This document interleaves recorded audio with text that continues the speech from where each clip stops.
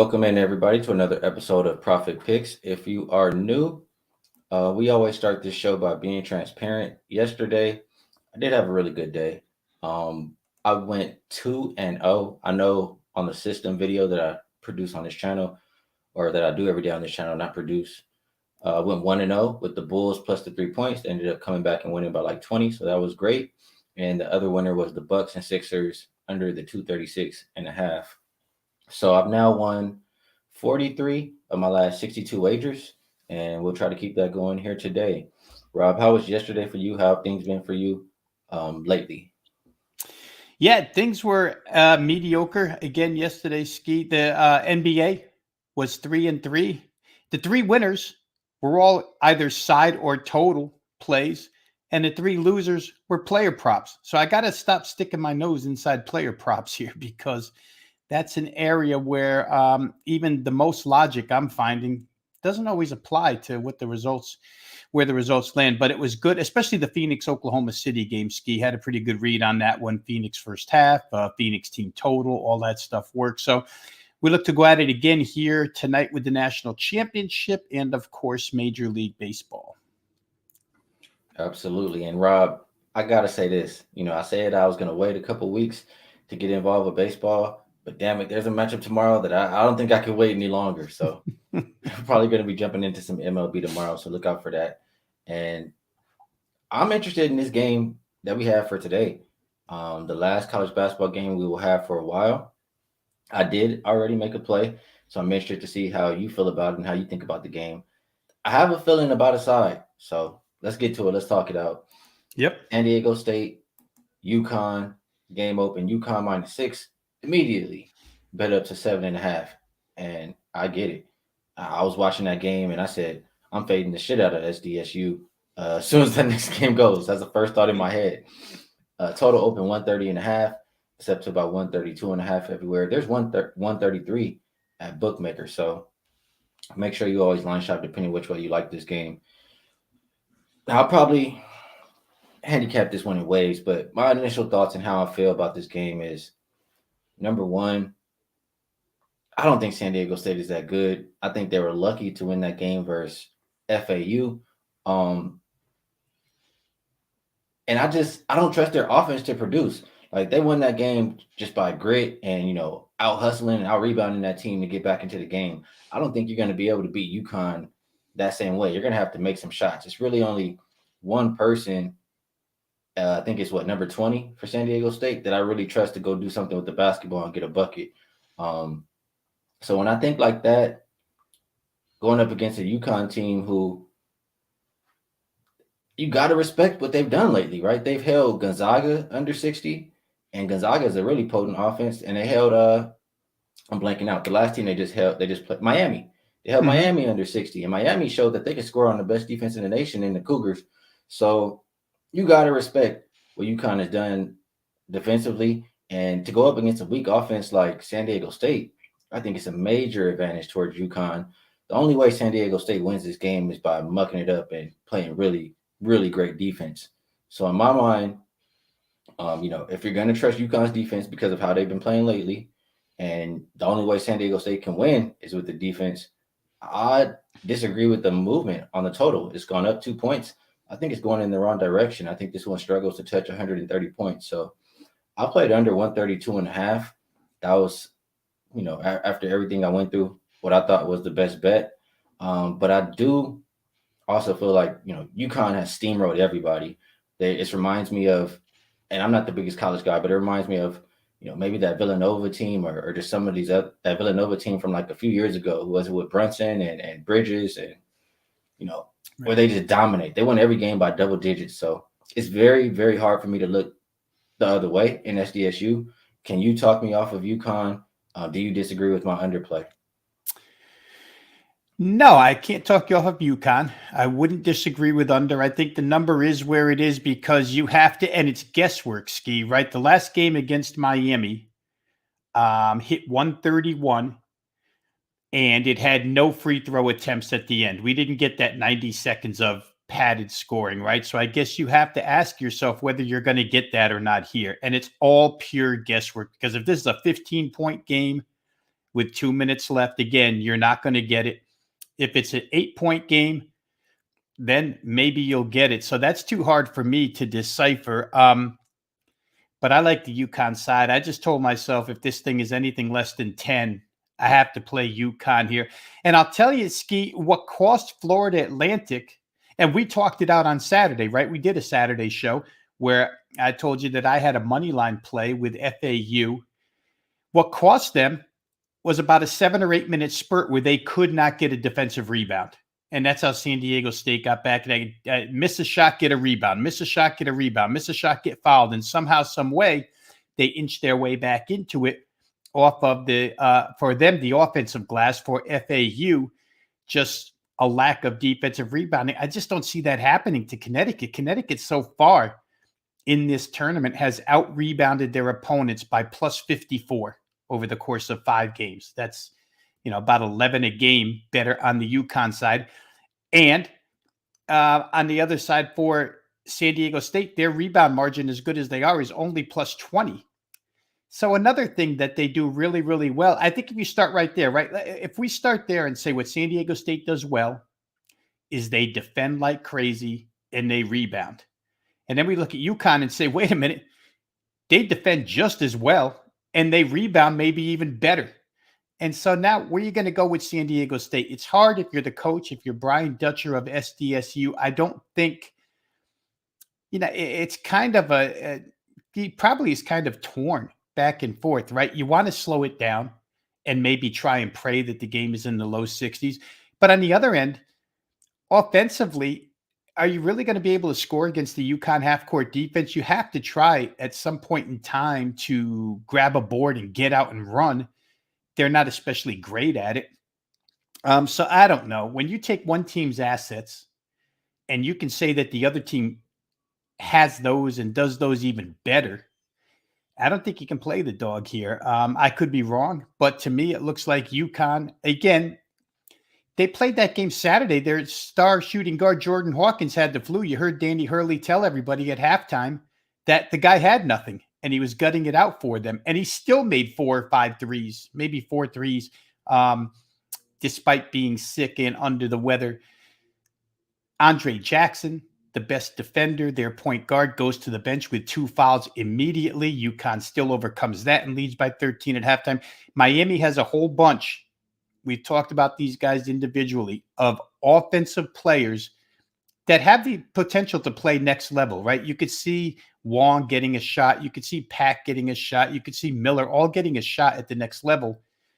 And I don't know that SDU has one offensive player that's going to go to the next level based on offense. So if you could shut Miami down, Arkansas, they've shut all kinds of different styles down. I'm on UConn here, Skee. I didn't mind laying the 7.5. Like I say, as long as it was under 10, I was going to do it. And so that's where I sit right here with UConn minus 7.5 full game bet. Interesting, Rob. And I want to get there with UConn with you. We got some comments here in the chat. It's Razor really with the comments. First, he says, "Is this a homer pick, Rob?" We know Rob is a UConn guy. And then also he comes to say, and this was kind of scaring me a little bit just because I don't, in a game like this where everybody's betting this one game, it's the big stage game. He says, "Why are you doing a show today? Everybody's taking UConn minus 45. Doesn't matter what the spread is." I hear you 100%, Razor, and it makes me a little bit nervous, especially just because I saw this line go up to 7.5, and I feel like now I'm starting to see some 7s pop back up. So people buying that 7.5 numbers for San Diego State. And again, I don't always put the most into how much people are betting, or everybody caps different ways. But in sports that like I'm not as familiar as like NBA, I'm gonna put a little bit to those line movements and to how everybody's betting. So makes me nervous. Let me pull this up here, Rob. I forgot to show this here for the people. This is why I'm going with the under as my bet. I know Rob likes to side a little bit more, but let's see if I can get this up here on the screen. Share.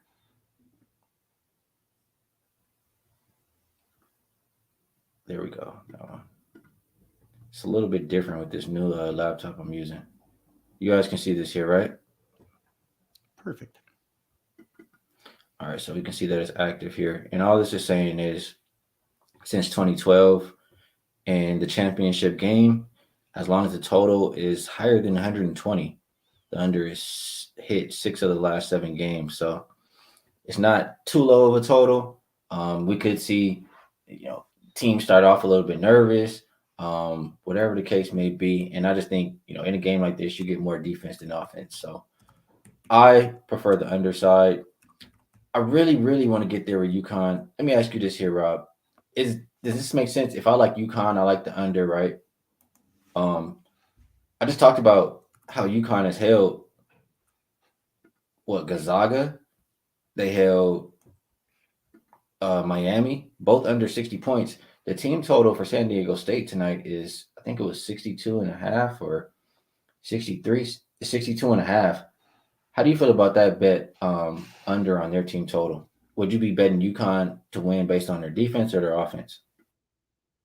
Both. It's hard to separate either. I think offensively, we saw what Florida Atlantic was able to do first half to San Diego State, right? That first half, I'm sitting here with under 60 and a half points, and I never had a chance in the first half on Saturday, right? I think FAU got to 40. San Diego State got pretty close. It was definitely mid-70s at the end of the first half. So, but again, I don't think San Diego State, is going to get all those second chance opportunities that they got to turn into points in the second half the other day, Skee. So I would probably say SDSU under their total. I didn't play it, but it's the way I would look. I don't know what UConn's team total is, especially. And I'm looking at some numbers here because you just gave us, as long as the total was over 120, was that the query? Over 120 in a national championship game? It was. I think. Yeah, last year was 72-69, a 141. But some of these, 85-77, some of these have been blowouts, 86-70 and 79-62, where, again, you won't get the free throws at the end. So those choices to me are a little bit subjective. But, yeah, where San Diego State is concerned, I don't know that they find their way to 62.5. Now, that being said, it's a little bit tricky because they did get 71 against Alabama. Again, they had a lead against Alabama at the end. They shot some free throws, so that adds to it. I don't know that they'll have a lead against Connecticut. So all these individual angles that you have to fire into this handicap make it a little bit difficult. And I'll say this because, Skee, I'm with you. I sat back this morning, and I get it. Hardcore and what's considered sharp money loves to be, I guess, I hate getting into this discussion, but sharp money is generally considered contrarian to the public, right? If the public is betting something, it's square, and sharps are betting the other way. Generally, it leans toward underdogs and unders. So I started thinking to myself, everybody is, to Razor's point, everybody's going to be on UConn. And so there's people out there that will start to manufacture ways to try and play San Diego State. Well, I don't want to be with the masses. Let me figure out a way to play San Diego State. You could do it blindly, I guess. But these national championship games, as I'm going through the results here, Baylor Gonzaga a couple of years ago, absolute blowout. There was a game 2 years before that, 79-62. So I don't know that they,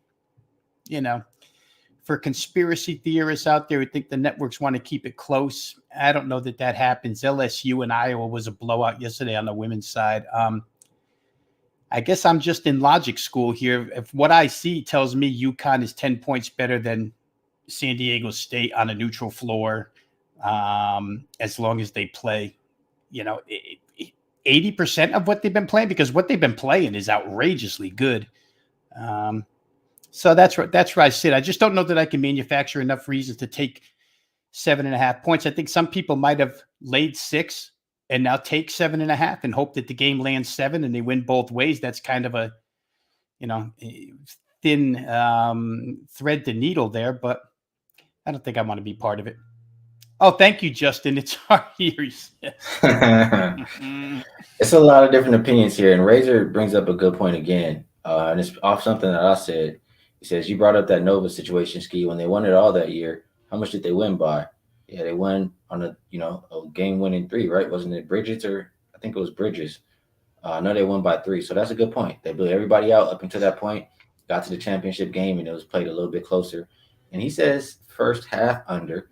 And right under that, Bill McDonald says the first half over, the total is very low. What is it, 60?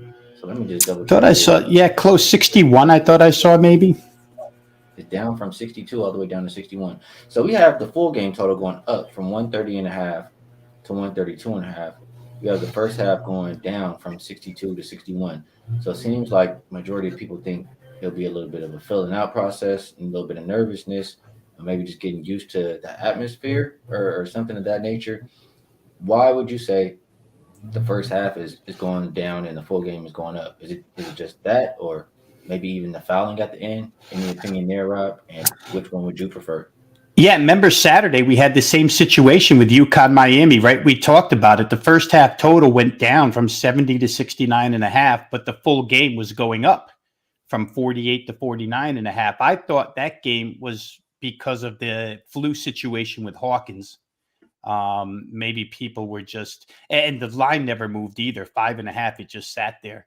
But it's hard to tell why people play first half unders and full game overs other than expected points in the last 90 seconds to pad a game a little bit. Maybe some folks see it within 10 points at the end and San Diego State fighting for their lives fouls, or maybe the other side is behind and they foul. But UConn hasn't played a game that way yet. And to the point about how much did Villanova win the championship by that year when they were blowing people out, I'd have to go back and look, but that game was against North Carolina, and I don't believe that point spread was anywhere near 7.5. I believe that game was expected to be really close. So the fact that it ended up close really shouldn't be much of a surprise. I think UNC, I don't know who was favored in that game, Skee, but I would guarantee you nobody was a 7.5 point favorite. And all of the sentiment or analysis wasn't projected toward one side over the other. That was probably a very, very split situation as far as betting and analysis is concerned. Good points made by you. So I think I'm a little bit too nervous to take this first half under. I might be scarred from that 60 that we took in that FAU and San Diego State game. But I was sitting here with a friend and we're watching the game and they're like, yeah, you said you took the first half under 60. I was like, yeah, you smoking something. That's way too low. They said they couldn't get involved with me on that one. So I'm double thinking it. I do think it'll be a lower scoring game, but I think I prefer it over the course of the full 40 minutes. So I think we touched this thing. Go ahead. In that one, Skee, real quick, they came out and made a bunch of threes in the first half, didn't they? I think Matt Bradley for San Diego State, 3. And, all that stuff about stadium background venue and shooting sight lines and whatnot, it did not apply in that first half whatsoever. So again, it didn't apply last year either. I think on the Saturday show, we talked about how last year the games were pretty high scoring in the stadium too. You just never know. You just never know. San Diego State can't shoot, and all of a sudden they could shoot for a half. So it's interesting. Maybe that number's a shade low. If we just go back through numbers, I'll do this real quick for you because I have these first and second half numbers in front of me throughout the tournament. For San Diego State, their first halves have gone 61, 64, 51, 61, and 73. So that's 4 out of the 5 have reached at least 61. And for UConn, they've been 76, 61, 75, 71, 61. So every single game they've played has touched 61.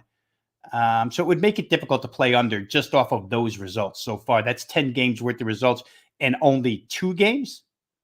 No, only 1 game combined has stayed under 61 points first half. Yeah, I'll steer clear of that. But I do like the full game here. There was another thought that I had, but it just kind of slipped my mind here. Oh, I know what it was. You made a point the last game, or we're handicapped in the last game that UConn does a lot of the heavy lifting, a lot of the running away in the second half. So, I mean, I agree with the thought process that if San Diego State is down by margin in this game, they will not be able to come back like how they did versus FAU. They're not going to out rebound and just out hustle UConn and win that way or come back that way. If they get down by double digits, I think they're kind of toast.